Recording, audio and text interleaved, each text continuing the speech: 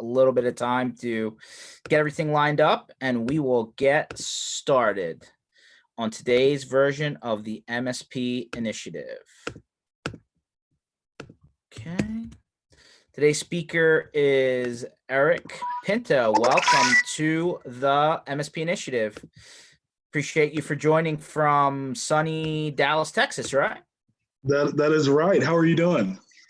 I'm doing all right, man. I mean, the weather here in Philadelphia is starting to finally, spruce up a bit. People are actually interested in going outside for a change. So, it'll be nice to get some fresh air once the weather picks up. I think we're going to hit 80 degrees this weekend. So looking forward to it. Well, you can go out, you can hang out, do all the restaurants, have a great time.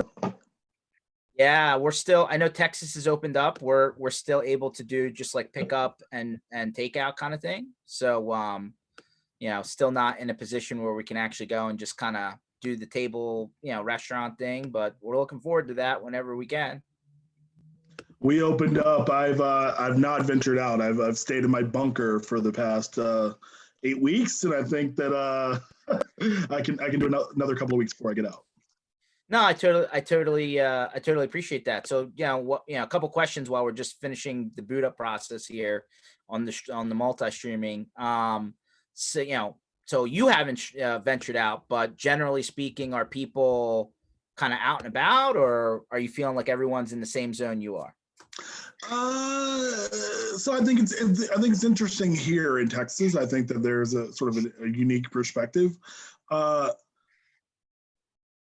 I'm not going out, but there a good amount of people around me are sort of starting to come out. You can tell that the stores are a bit busier. People are now able to go to a restaurant, I think, at 25% capacity.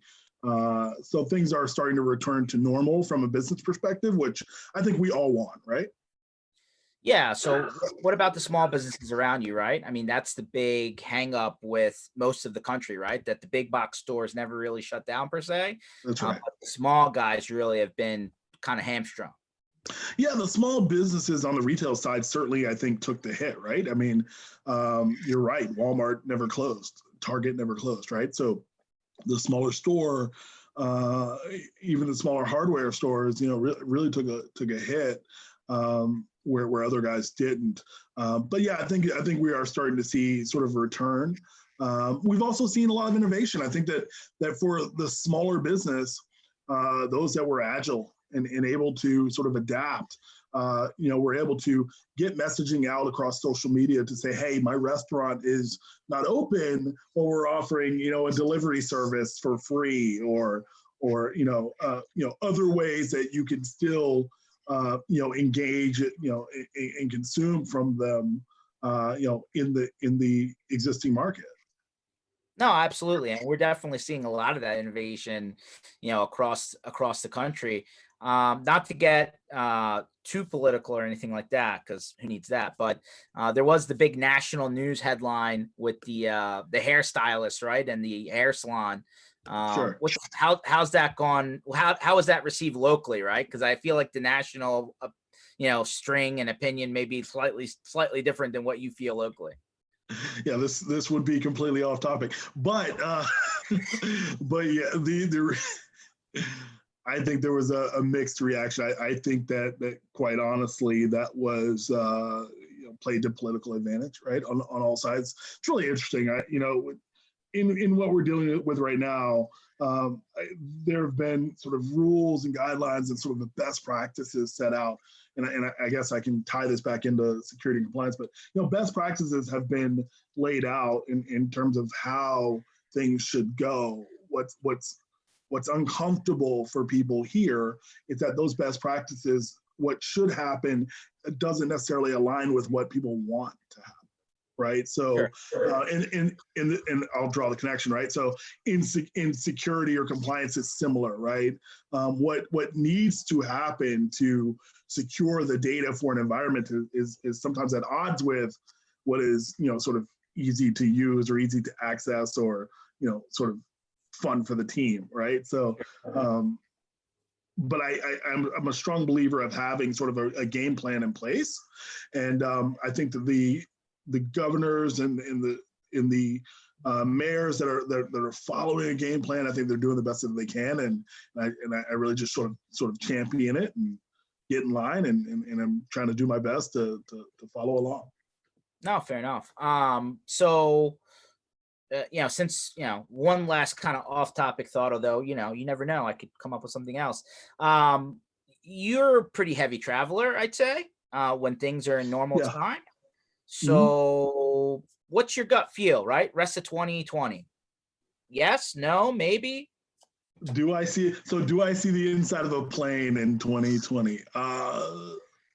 Yeah, I think so. I think that we're all sort of hopeful for a fall return to at least some level of normalcy in our markets, right? So, could we go to a regional get together in October or so? Maybe.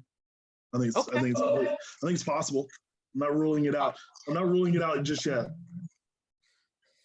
Just taking the opinion, right? I think everybody's just trying to feel it out, and you happen to be in a state that's kind of ahead of the game a little bit in terms of the lockdown reopen situation. So I figured that out. Yeah, but that I don't think that should be a barometer for for what's possible. I think everyone's just sort of making their own bets, and I think that we're gonna have to just let what happens. Fair enough. All right, so let's get back to like the actual theme of today's thought brainstorming. We have a theme. We have a theme, George. I think we Okay. do. I think the theme for today's MSP initiative is beyond COVID-19, assessing the damage and changes in the security road ahead. So, let's bring that to like actual street language. A lot of people duct taped and bubble gummed and glued their situation together because everybody overnight, damn near, had to work remote. I think me and you are pretty comfortable working remote if we're not on the road, working from our, wherever we're at.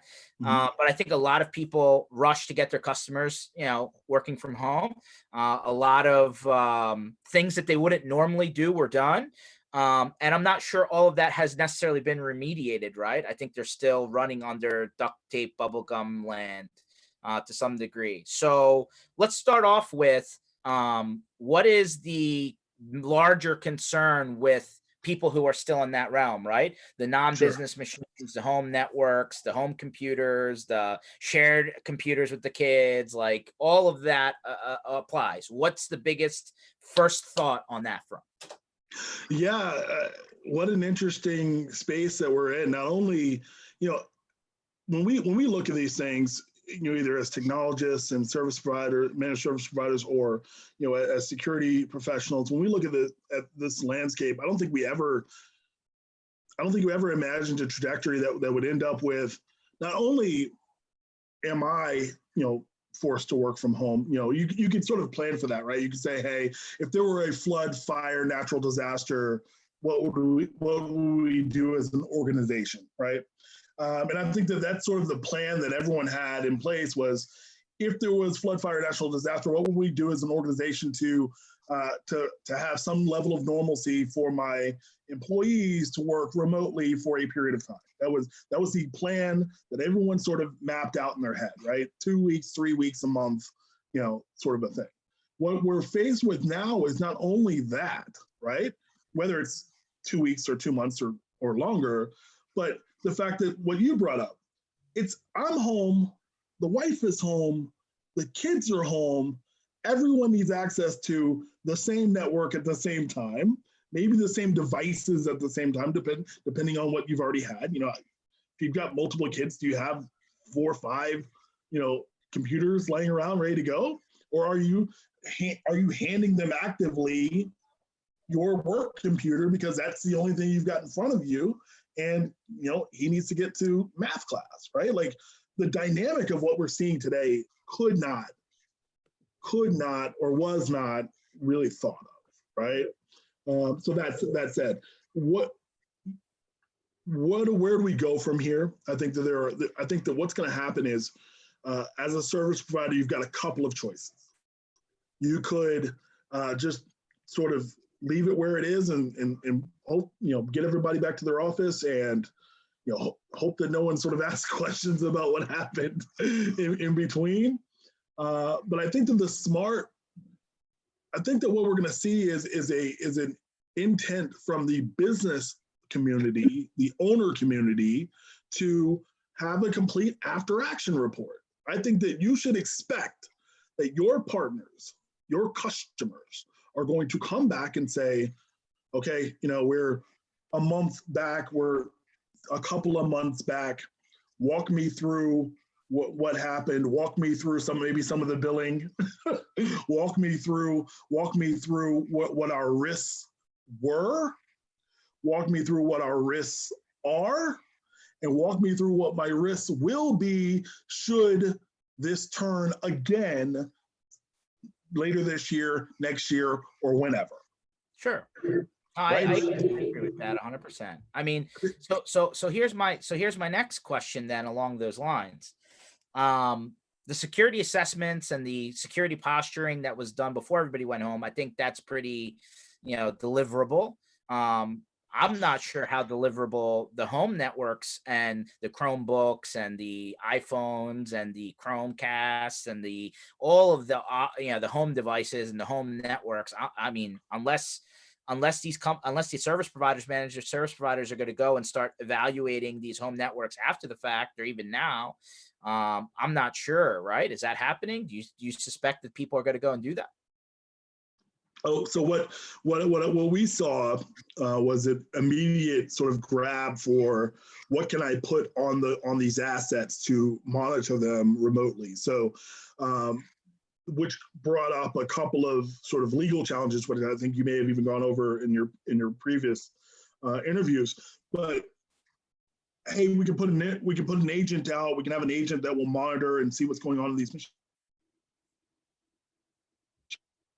A corporate owned machine. What happens when that's an employee owned asset?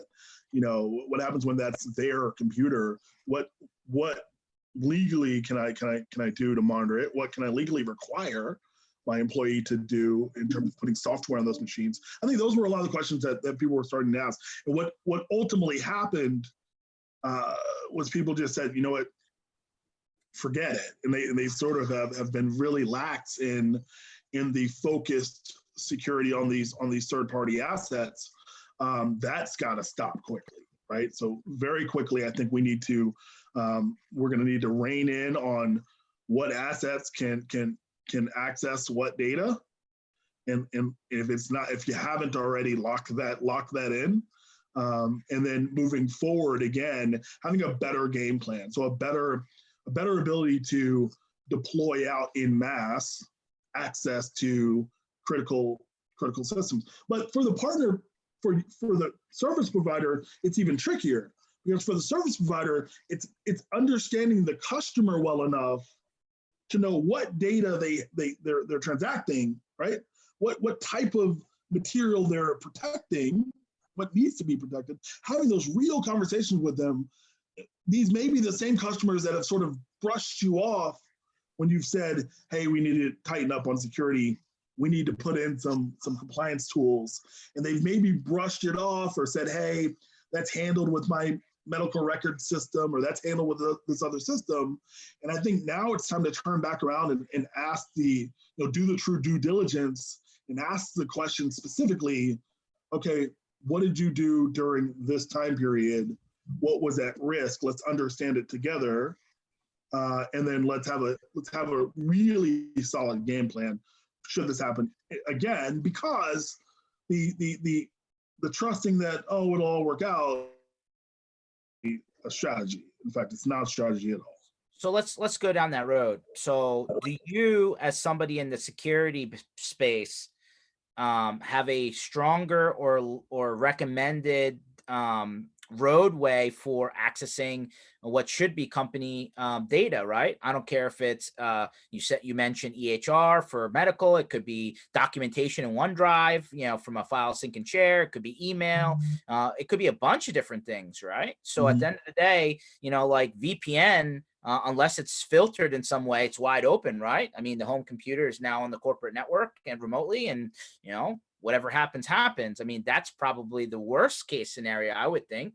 Is it virtual desktop? Is it is it some sort of other secure space from a web standpoint? Like, what's your recommendation on what should be happening rather than whatever works?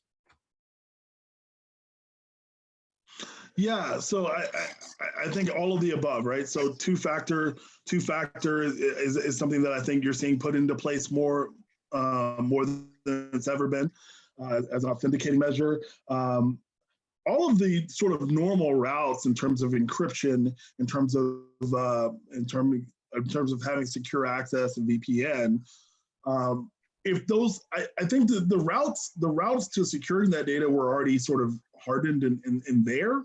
It's whether or not people adopted them as they had to push people out of the office, right? So the opportunity to put in a VPN, have a robust VPN solution that's accessible by all parties is actually not hard to do.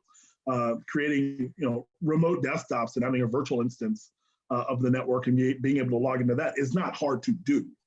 But were these things being done beforehand? And if they weren't, now it is time to really embrace these technologies and start deploying them. Okay. And deploying them where they're used, right? So I'll give you an example. My mother is working still. She worked for a company. They said, hey, we've got a VPN, log in. That meant nothing to her when she got home.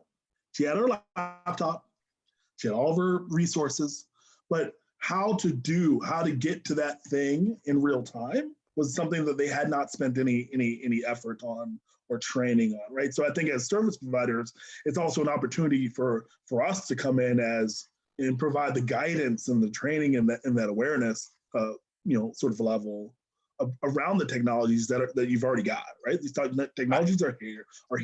They're just being underutilized, and they're being underutilized because there's no training. I'm going to tell you, I know a lot of people just went for quickest, fastest, dirtiest. They didn't really think about security, and I hope that they're thinking about it now. But these people may be on probably not the most lockdown solutions just because it was done so quickly.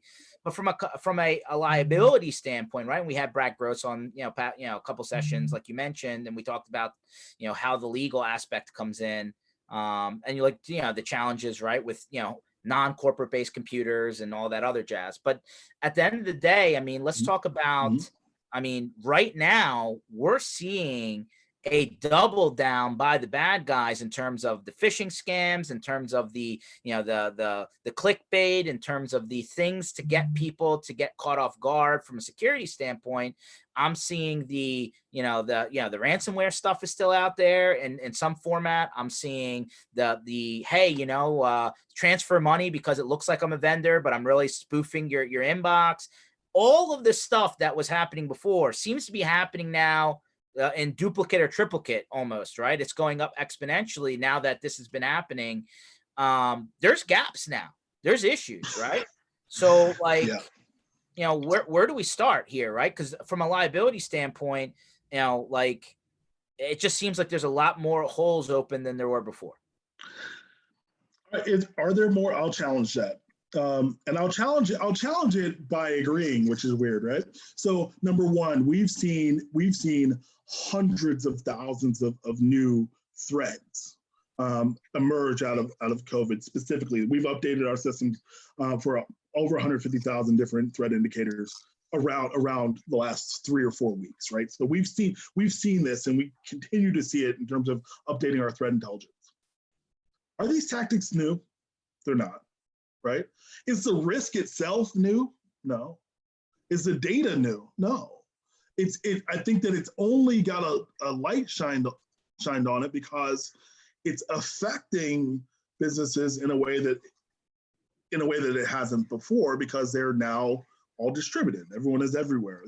You can't just put a lock around the corporate network and call it good. So I think its level of affect is greater. I think that the human error side is greater, right? Because we're more prone to make a mistake because we're doing things in a way that we've never had to do them before.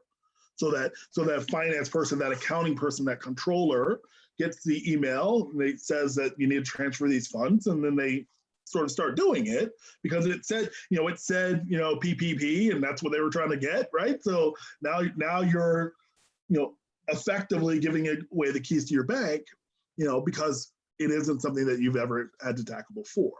So I think that this comes down to, again, a level of training and awareness and guidance that this community in particular can deliver.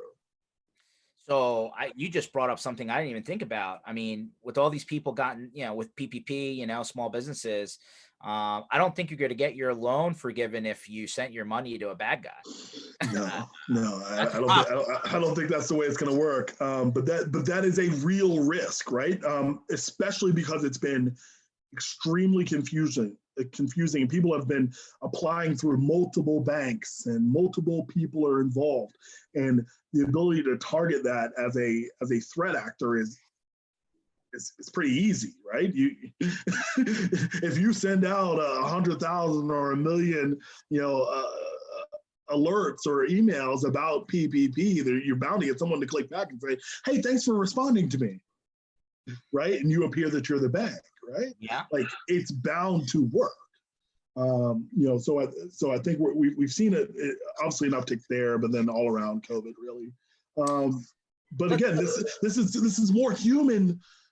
I think that the systems have always been there. You can buy them, you can deploy them. You have to have those business conversations with the owners, with the business owners, and say, "Hey, this is something we need to do." And I think those are real conversations financially.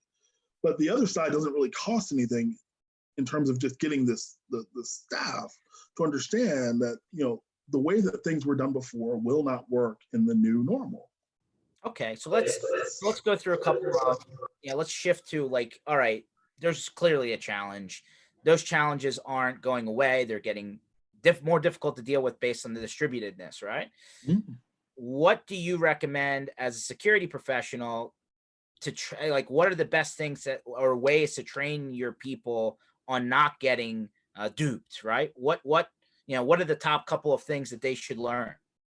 Yeah, so I think that the focus on phishing, I think is a solid one. I think that's something we've seen with effective result. I think it's something that, and there are a number, I won't name names, but there are a number of companies now that will provide that service to you either for free or for a very low fee as part of an awareness campaign.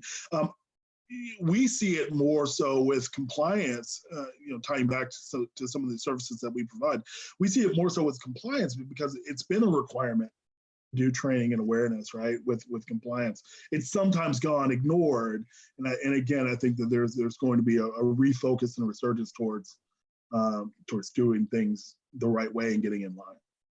So let's talk about I mean, I think everybody's run into it, but how does the whole non-corporate resource issue affect the cyber liability coverage stuff?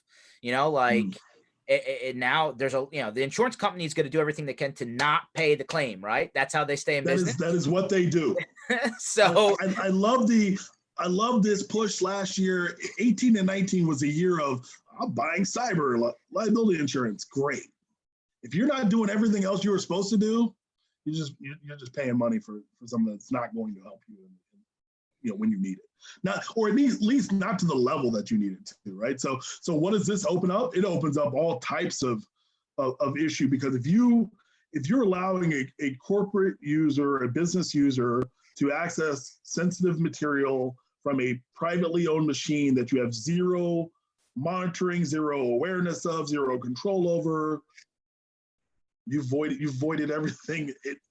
In my opinion, I'm no lawyer, but you voided at least the spirit of the contingencies that are built into the liability insurance. Well, I mean, everybody better be concerned about that, right? I mean, they better actually go and find out what their policy says. And if you haven't looked at it recently, probably do it now before a problem happens, right? Because you don't know when it's going to pop up, but you surely want to know if you're going to be covered. And if not, as Brad Gross said in our previous session this week, whenever you go to adjust your policy, there's a period of time before that policy change takes effect.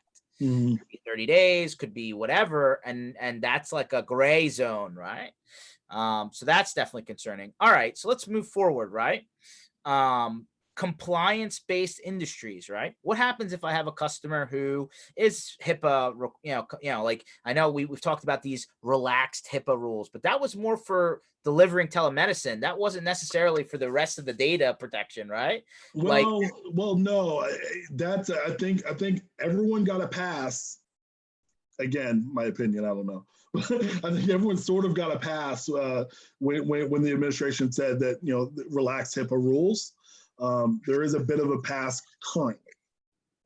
I don't know how long you can lean on that pass to, moving forward. So I think that everyone got a pass to say, hey, if you need to get people in motion, kind of do it. But again, we're 6 weeks, 8 weeks into this now. It's game plan time. If you don't have a game plan about how to move forward in this normal, even whether this is going to stay the same, it's going to adjust slightly, it could go back. You should have a plan for this that is actionable moving forward. Certainly now. If not, you should be honing in on it now. fair enough. So with all the, back to the concept of distributed, monitoring the firewall kind of doesn't work now, right? Because there's now there's how many networks in play, right? There's home networks, there's mobile networks, there's multiple internet providers, multiple people everywhere, right? Like maybe there's one person in the office because they're the only person showing up for social distancing or whatever, right? So like, are we now really going back to endpoint monitoring? Is that the only thing that can be done? Like, I think that's really dangerous, and I do see this probably because of the low cost of deployment. I see this sort of intent towards, hey, well, let's just monitor the endpoints individually. I think that's very dangerous. I think it really depends on the environment, but if we're looking at a traditional office environment that is stemming from some sort of core network, and then you're VPNing into that network, or you're using remote desktops into that network, then you have to still monitor that core network infrastructure somehow. That less emphasis maybe on the firewall if you've got less people in the office, but that also will change. But still an emphasis on that network data, right? The sensitive data that they're either transacting or maintaining, right? So when that data is either in motion or at rest, you have to make sure that you're securing it as well. You can't just say, well, I'll just watch all the endpoints, and if they touch that data, then I'll know it, because invariably the threat actor is going to come through an endpoint that is unprotected, right? The threat actor is going to, which could be an endpoint like, I don't know, like a thermostat on the network, could be anything, right? So trusting that your upgraded antivirus is going to get you through, I think is not smart. That said, we deploy out as with both the network approach and a endpoint approach, so that we can triangulate on threat. Okay, so are the people that have their workloads, right? Let's say they're entirely virtual desktop, whether it's an Azure or a Google or whatever.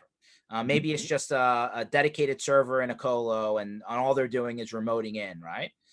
Are they immune to what's happening outside of that environment? Are they safe? Is it okay? Do we not care what happens outside of those terminal windows or remote sessions?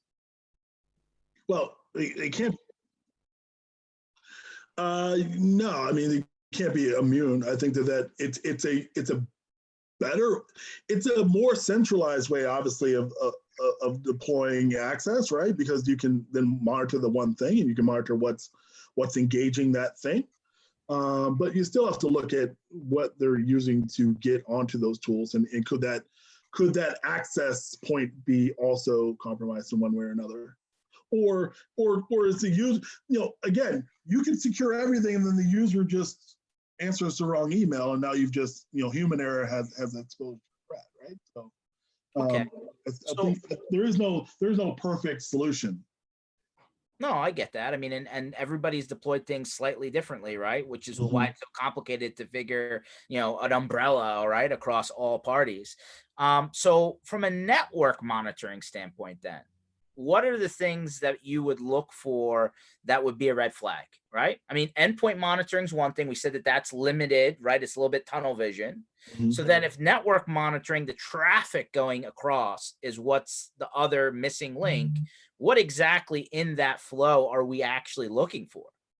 Yeah, so beyond signature-based discovery, like what you traditionally would see with an antivirus, we are looking for the known traits of malware, but we're more so looking for things like malicious or anomalous behavior, right? So a machine giving a call to other machines to to shut down system restore, things like that, right? So why it's important to do that on the network side versus, because you could say, hey, I could do that on the endpoint and you could do it on your known endpoints, but what we found is that your offending party might be an unknown or unprotected asset. We've seen that multiple times. So we've seen a machine on network that was otherwise unwatched, spitting out or vomiting out,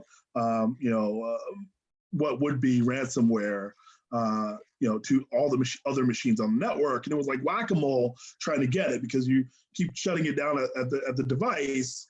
Meanwhile, the source is still doing its thing. So we're able to see that regardless of device type, regardless of OS or manufacturer, we can see, okay, this IP, this MAC address on network is sending out a call or has activity on from the device that is very suspicious. And we're able to then triangulate by using our endpoints to say, okay, well, when this MAC address tried to communicate with this machine, what was it doing? And we take the two different data points in our security operations center. We're able to say, okay, these two things together are problematic. So not to make a really weird analogy, but like, hey, COVID-19 testing is only good for in the moment, right? You take your test, they come back, they let you know you had it or not at that time. What we're talking about here can't just be in the moment. There's got to be a continuous effect to it, right? Or else it's almost pointless. Yeah, that's the difference between some of the other stuff that you see out there where it's like, well, we check for vulnerabilities, like, we got a cool solution that runs like every week. That's great. Every week. but if I get a device, if I get a Linux device or a Mac on my network and it's compromised, Linux device compromised on Thursday, I'm not going to do that other scan until Sunday night at midnight. That's 3 days that the system's running. Havoc on the network, unscanned, unchecked, right? So we really believe in a real-time approach to our monitoring. But whether it's us or anyone else, I think that is an approach that businesses need to take when they're securing sensitive data. And it's not an approach that I'm mandating. It's an approach that's mandated by compliance. Read between the lines. Even with HIPAA, if you read between the lines, they're very prescriptive about what they want you to be able to do in the event of a breach, in the event of an incident. It's not about, you need to be able to go in and know what's happened, discover what's happened, read through logs in real time. And most people are just not sort of built for that without having things in place beforehand. And that's exactly where I was going next, funny enough. I mean, there's a lot of technology that the IT service providers of the world are using. There's just, if you ask the average service provider, and I just did a poll with a group earlier today, and they're using something on average of 25 plus tools on a regular basis. That's a lot to manage, and they generate a ton of noise, almost like alert fatigue, right? That's they just exactly to the point right. where It's almost exactly like alert fatigue. But the problem, my big concern here when you're talking about continuous monitoring, because that's the only way that this works, is how do you cut through the noise to figure out what's actually real? Is it an attempt that somebody's trying to breach the network? Is it a malware that's floating through? Is it actually a ransomware that's in the beginning stages? Like, how much noise are we having to kind of flutter through in order to get the actual real results?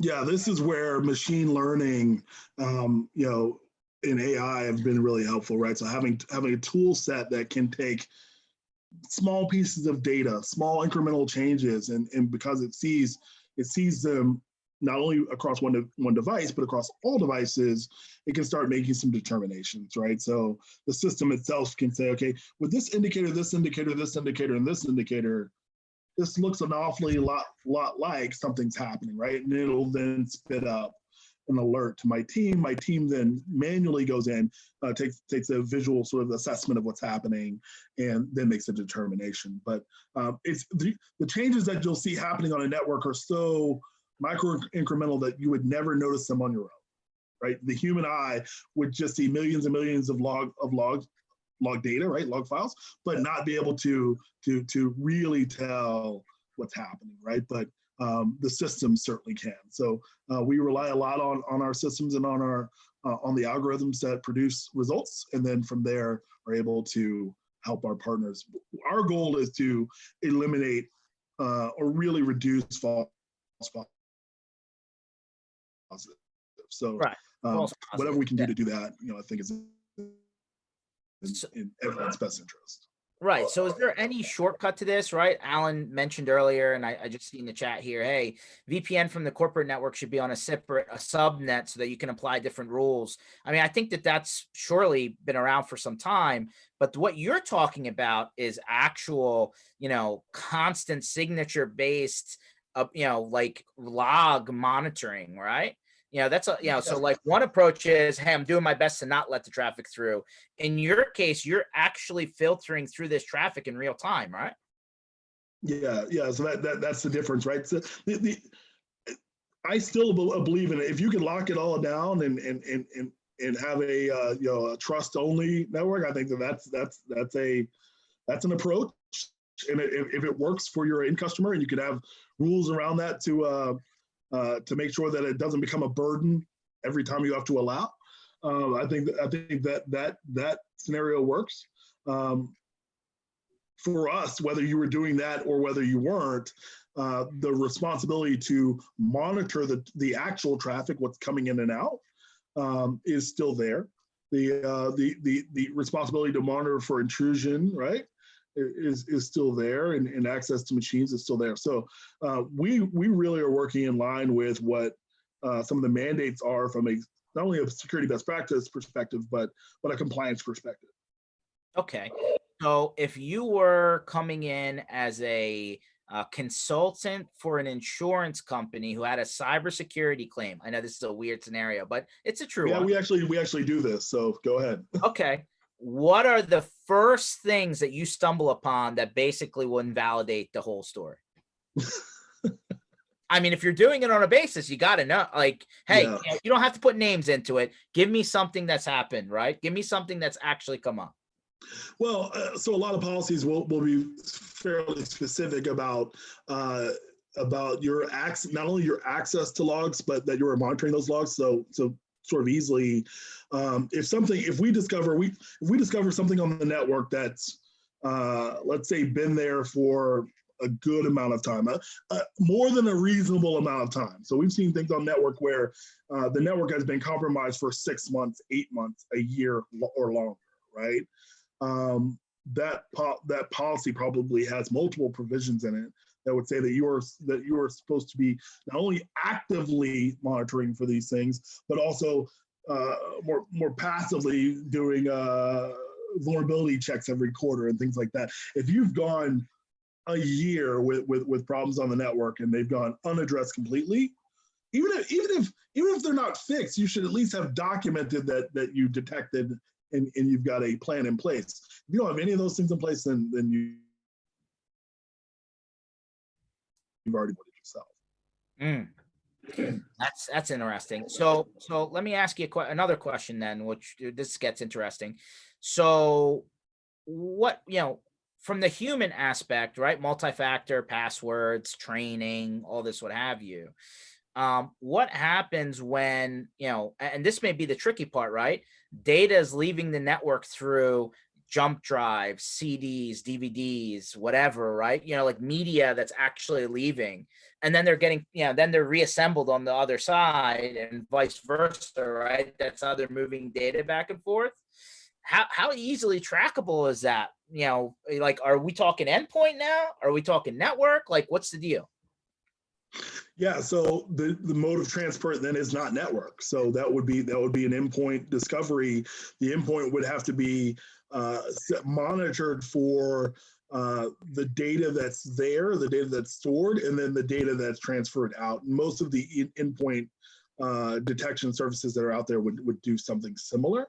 The problem there is, and we see it on the network side, is really determining what's malicious, right? So, for example, we monitor for data exfiltration and things coming off the network, like to Dropbox or Google Drive, right? We're monitoring that network traffic. But that's not necessarily malicious, right? In fact, it may be the corporate chosen vehicle, right? So we have to sit down with the client, and you guys would sit down with your clients and say, okay, we see this activity. Is this normal? Is it not? And then you create rules around it for the next time, right? So, so a lot of the times, the first on initial reporting, on initial review, it's really just understanding what the baseline is. What is acceptable? What is not? And that's why I say, okay, it's imperative that the partner, the MSP, is having real conversations, not only with the business owner, but maybe to individual business units. The advertising team, the marketing team may use Dropbox because that's how they communicate with their designer, right? Like there may be tools that are used, shadow IT, right? Tools that are used internally that the business owner doesn't really bring up. So we sort of do a first audit, first review of the network, and look at reports after 3 or 4 weeks. And we start just looking line by line at data, right? And what ports have been used. And then we really work to understand what's normal and what's not normal. So that's a good point, right? So if we're talking to the people on the call that are listening and saying, you know what, I want to start figuring out how to do this in a more structured way, right? I have a hodgepodge of solutions, but I don't have anything that's really bringing all this logging, monitoring, analytic, computer AI, monitoring to determine what's good, what's bad. Like what's the first 30, 60, 90 days? What steps do these people have to go through, after they've adopted this type of technology, security-based technology, to really put themselves in a position to get this right?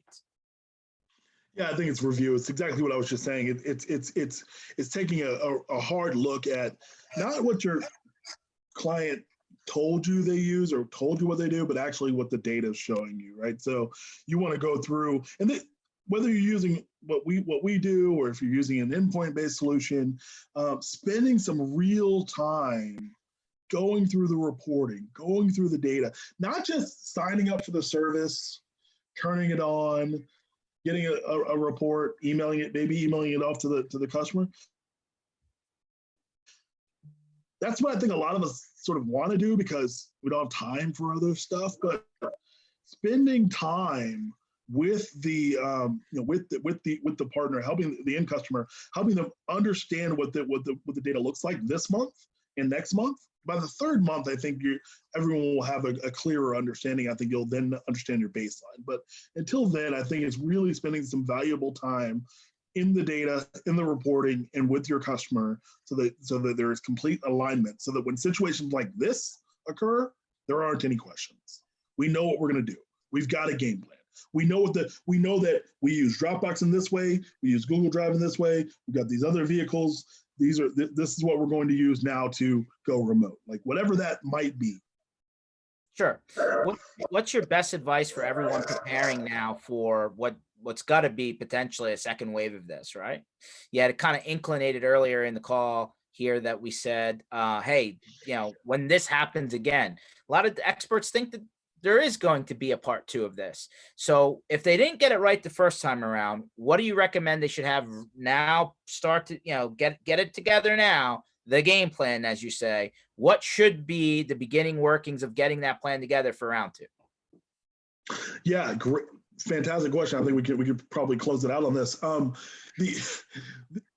Everyone got a pass, whether we're referring back to the HHS and healthcare pass. Everyone got a pass on this one, I think, because you can say we didn't know, We didn't know that this was going to happen. We never could have anticipated not only one office being shut down, but all 15 of the locations being shut down, across the globe.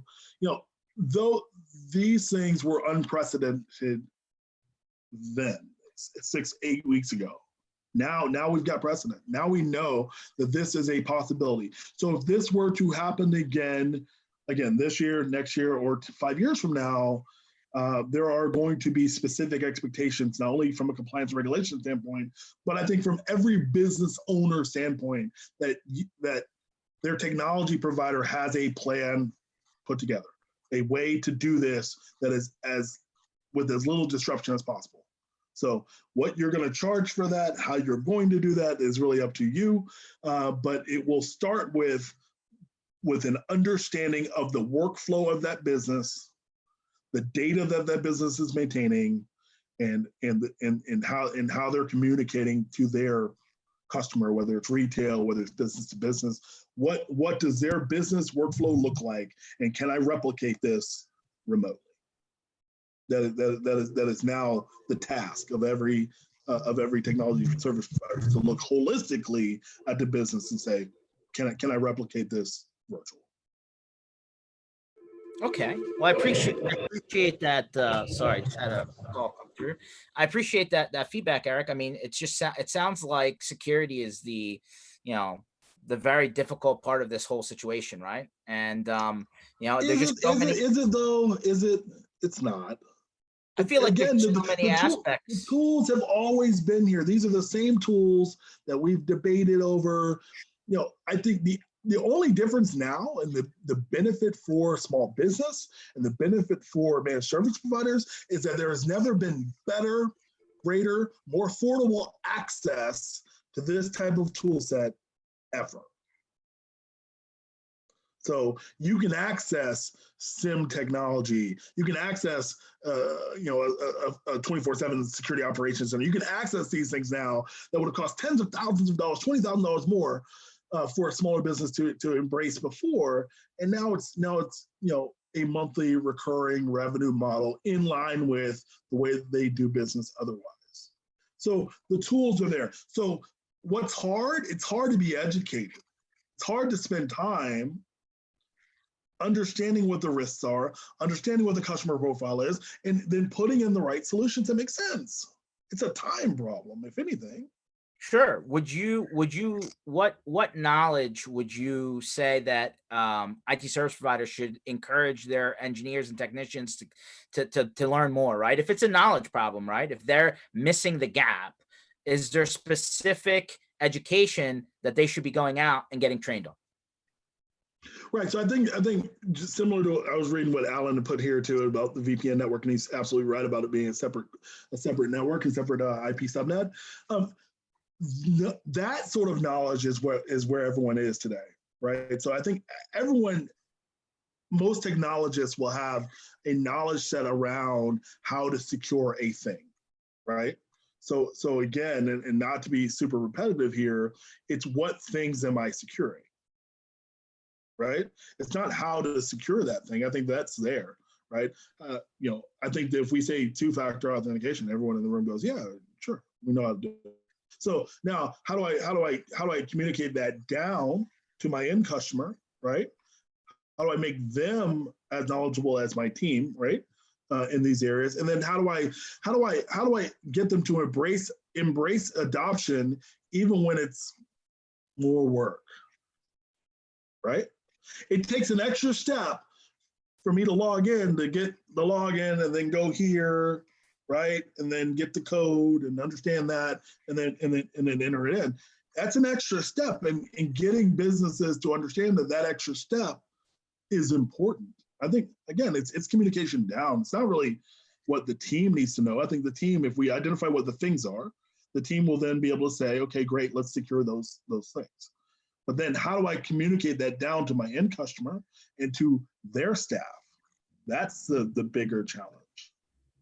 I think, yeah, people are afraid of change, or they push back on it for sure. Or they push back, and it's well, I can't sell that. Well, maybe stop selling it. I know it sounds crass. It sounds like, oh, Eric doesn't understand the challenge. Well, no, I do. But if I've got a customer that's managing sensitive information and they're just flagrant about it, and they're unwilling to secure themselves in a way that you feel that they should, what's going to happen when they actually have a breach? Where is the finger going to be pointed? We've seen it. We've seen it in the past year. Forget COVID for a moment. We've seen it in the past year multiple times. Right? So, Alan, again, I agree. This isn't a sales issue. We have to understand where the risks are. We have to be able to plainly state that to the customer. These are the risks, and then we have to have them either accept what needs to happen in terms of a strategy to resolve or mitigate or at least monitor, or decline that level of service and sign that as well. But this finger pointing that's happening over and over again with the MSP being the target has to stop. I think the industry as a whole could do a lot better, understanding the communication string that needs to happen for sure. No question. No question about it. Eric, I really appreciate you coming on and just kind of talking about the big picture, right? I think a lot of what everyone's hearing on this call is probably what they've heard in one piece or another. But I think, again, just reminding people that, hey, just because we're in the time that we're in doesn't mean that it all just went away. If anything, it got worse. So any closing thoughts, right? Hey, between now and the end of the year, anything that you would tell MSPs to look forward to? Man, the only thing I'm looking forward to is hopefully getting to see you guys out actually on the road later this year. I want encourage everyone to stay safe during this time, and to realize that we're good or bad. I think we're in one of the best positions we've been in as people that can provide the guidance and awareness and get people down the road in an area where they need assistance. Security is probably the number one budget in terms of approval right now in business, at least in mid-market. We see it in mid-market enterprise, certainly, right? It is where every other budget has constricted, the security budget is either the same or greater than it ever was. So the opportunity has never been greater for us to go out and have these conversations with our end clients. I don't think that we have to explain to them what the potential risk of having to access secure data from remote. I don't think we have to. That's not hypothetical anymore, right? So we can have different conversations and much more in-depth conversations about the risks that surround that than we've ever had, because it's all real now. Yeah, fast forwarded the conversation, 100%. Well, I appreciate everyone for joining today. Again, MSP Initiative runs twice a week right now, Tuesdays and Thursdays, 1 p.m. New York time or Eastern time. Eric, we appreciate you for coming on board. I hope everybody got a little bit of knowledge, and thought around this. And we look forward to everybody joining us again on this upcoming Tuesday, 1 p.m. Eastern. Enjoy your weekends. Thanks, George. Have a good one.